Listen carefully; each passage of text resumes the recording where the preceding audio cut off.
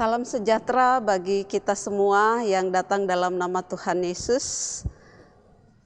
Saya Pendeta Mince Mulikale, saat ini bertugas di Jemaat Eklesia Bandar Udara Internasional I Gusti Ngurah Rai. Kita berjumpa dalam program GPIB Morning Night Call GPIB.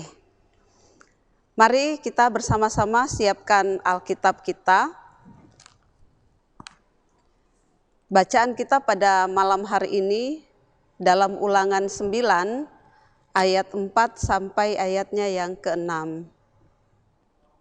Kita siapkan bacaan kita, biarkan Alkitab itu terbuka di hadapan kita dan kita berdoa mohon bimbingan Roh Kudus. Kita berdoa. Bapa di dalam sorga yang kami sembah, kami muliakan di dalam Putramu Yesus Kristus, kami akan mendengarkan kebenaran firman-Mu. Karena itu di dalam segala keterbatasan dan kekurangan kami, biarlah Roh Kudus-Mu hadir menyempurnakan setiap firman yang kami dengar dan kami renungkan. Dan biarlah kami tidak hanya menjadi pendengar-pendengar yang baik, tetapi menjadi pelaku firman Tuhan yang setia dalam kehidupan kami. Dalam nama Tuhan Yesus firman yang hidup kami berdoa. Amin. Ya Bapak Ibu, kita baca firman Tuhan kita pada malam hari ini, Ulangan 9 ayat 4 sampai ayatnya yang ke-6, yang demikian bunyinya. Janganlah engkau berkata dalam hatimu, apabila Tuhan Allahmu telah mengusir mereka dari hadapanmu, karena jasa-jasakulah Tuhan membawa aku masuk menduduki negeri ini, padahal karena kefasikan bangsa-bangsa itulah Tuhan menghalau mereka dari hadapanmu. Bukan karena jasa-jasamu atau karena kebenaran hatimu, engkau masuk menduduki negeri mereka, tetapi karena kefasikan bangsa-bangsa itulah Tuhan Allahmu menghalau mereka dari hadapanmu, dan supaya Tuhan menepati janji yang diikrarkannya dengan bersumpah kepada nenek moyangmu, yakni Abraham, Ishak, dan Yakub.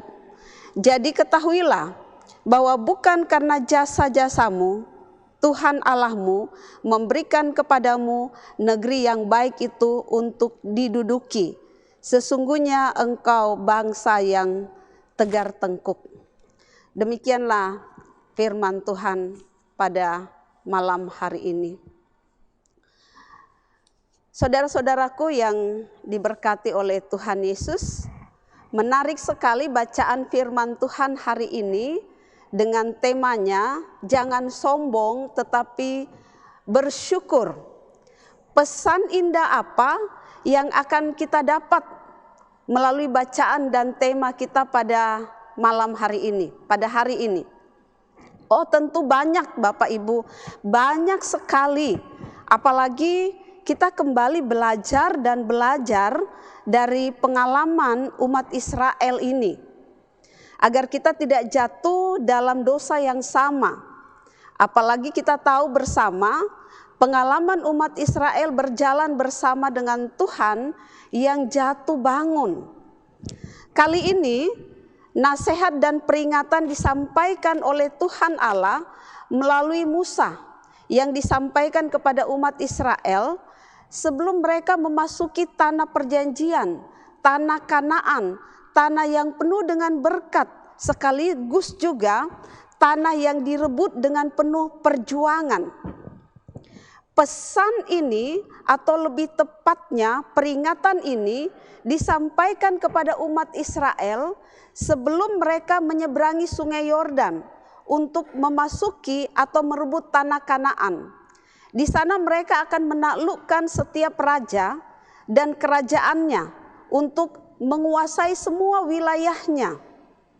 Sebuah catatan penting Bapak Ibu untuk kita ketahui bahwa penduduk Kanaan bukanlah orang lemah.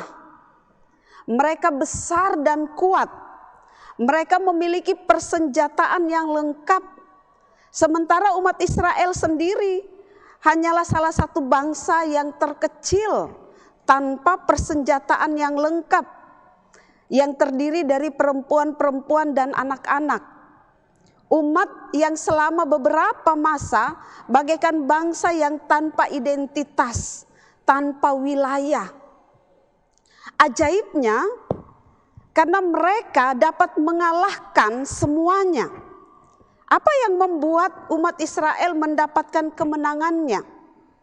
Tidak lain karena kuasa dan keperkasaan Tuhan, sehingga mereka dapat menaklukkan semua bangsa-bangsa di wilayah Kanaan dan menyeberangi tanah Kanaan, sungai Yordan, di ayat 1-3.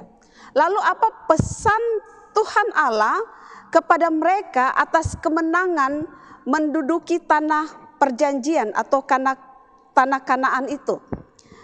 Pesannya ada di ayat 4.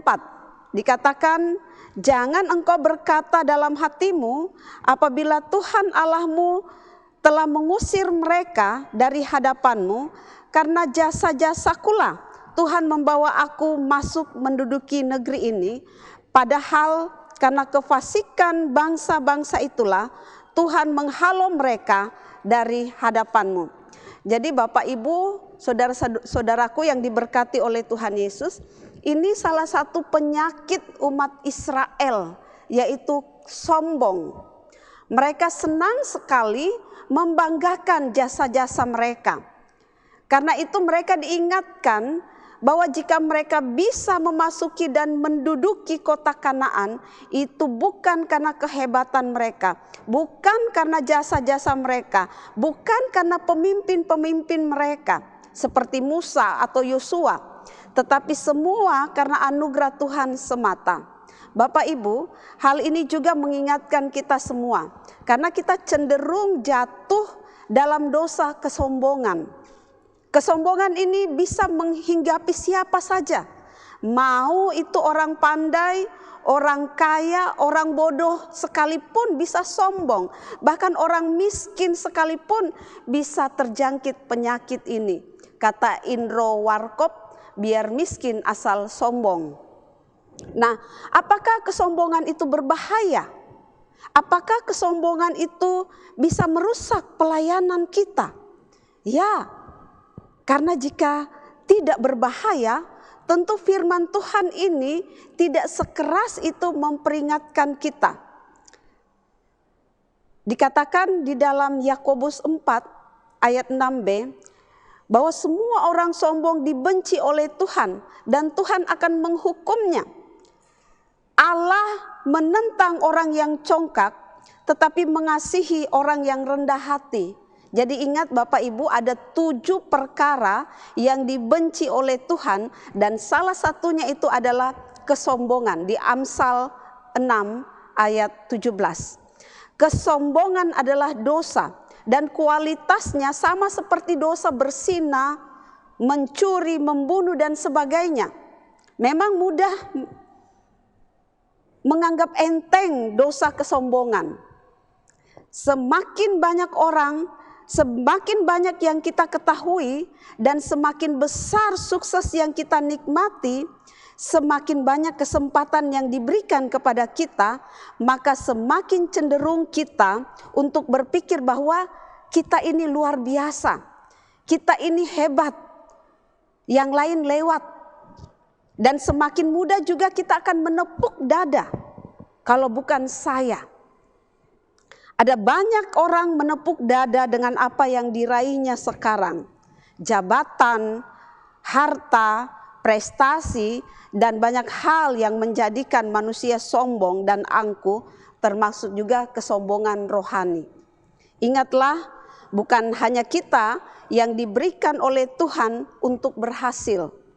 Karena itu selalu ingatlah, ketika kita merasa bahwa kita sudah di atas, maka perlu kita sadari bahwa masih ada orang lain yang berada di atas kita.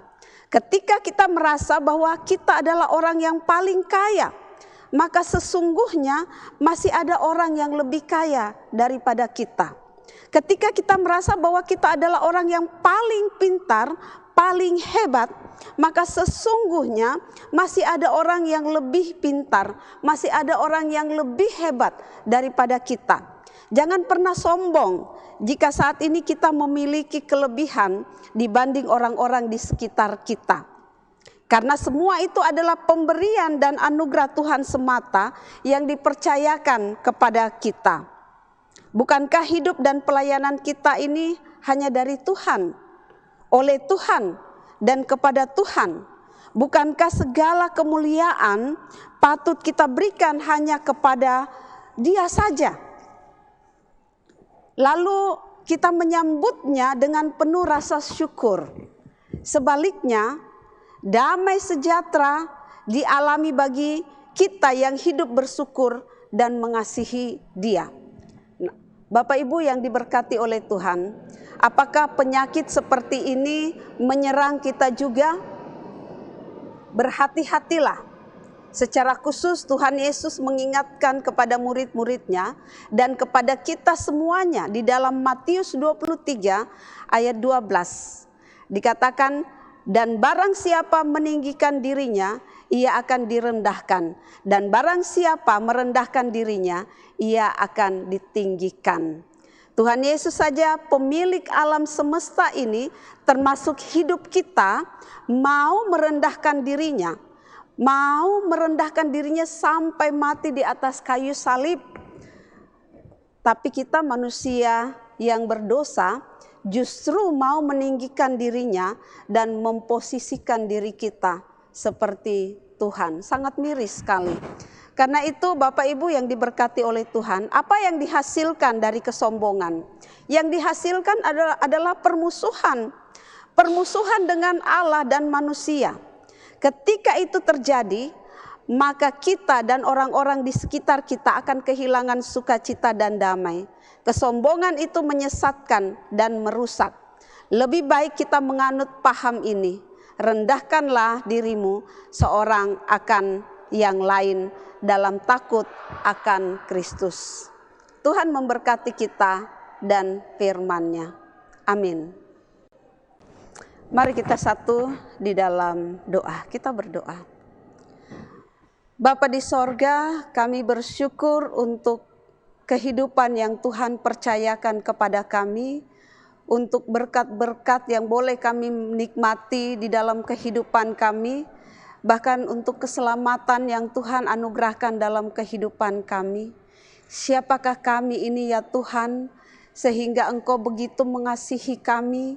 Siapakah kami ini ya Tuhan, sehingga Engkau berkenan memakai kami? Kami menyadari bahwa kami adalah manusia-manusia yang tidak berguna, tetapi Engkau mengangkat kami, bahkan mengangkat kami menjadi anak-anak-Mu. Karena itu ampuni kami ya Bapa, ampuni keberdosaan kami yang seringkali membanggakan diri kami, bukan hanya di hadapan manusia, tetapi juga kami membanggakan diri kami di hadapan-Mu. Ampuni kami ya Bapa, biarlah kami hidup merendahkan diri seorang akan yang lain di dalam takut akan Tuhan. Tuhan Yesus, biarlah kehidupan yang Tuhan anugerahkan ini kami sambut dengan penuh rasa syukur, dengan mempertanggungjawabkan semua yang Tuhan anugerahkan ini, dengan melakukan apa yang Engkau kehendaki. Tuhan Yesus, pada malam hari ini kami mau menyerahkan, kami mau berdoa juga untuk saudara-saudara kami yang saat ini berada di dalam situasi yang tidak menyenangkan. Kami berdoa bagi mereka yang Engkau dapati saat ini sedang bergumul dengan persoalan kehidupan mereka. Bapa di sorga, biarlah Engkau memberikan hikmat bagi mereka, jalan keluar bagi mereka, dan biarlah mereka berjalan bersama dengan Tuhan. Kami juga berdoa bagi saudara-saudara kami yang Engkau dapati sedang bergumul karena sakit penyakit yang mereka alami. Kami berdoa bagi saudara-saudara kami yang saat ini berada di dalam perawatan di rumah sakit karena berbagai penyakit yang mereka derita. Tuhan, Engkau adalah tabib di atas segala tabib. Biarlah Engkau menyembuhkan mereka dan oleh bilur-bilur darah-Mu mereka disembuhkan. Kami berdoa secara khusus ya Bapa di dalam penanganan COVID-19 ini untuk pemerintah kami. Beri hikmat bagi mereka ya Bapa, sehingga mereka bisa memberikan yang terbaik dalam pelayanan bagi masyarakat.